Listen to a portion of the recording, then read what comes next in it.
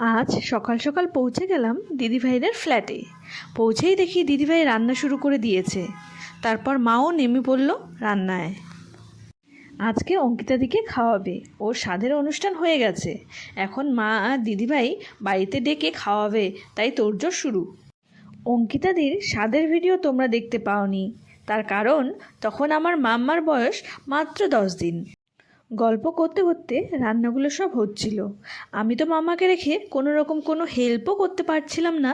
ফাঁকে ফাঁকে শুধু যতটুকু ক্লিপ নেওয়া যায় নিয়েছি। দুপুর তখন 2টা, অঙ্কিতা দিরাও চলে এসেছে, আর এইদিকে রান্নাও কমপ্লিট।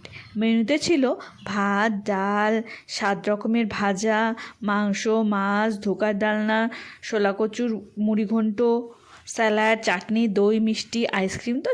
খাওয়া দাওয়া সেরে আমরা গেলাম ট্যারিসে। সেখানে গিয়ে দেখি অনেক রকমের ফল ফুল দিয়ে ছাদটা পুরো ভরা, আর এখান থেকে যেন গোটা জলপাইগুড়ি শহরটাকে দেখা যাচ্ছিল। কি অপূর্ব লাগছিল দেখতে। তারপর সন্ধ্যাবেলায় চায়ের আড্ডা বসে। গল্পগুজব করে দিনটা বেশ আর কি ভালোই কাটলো।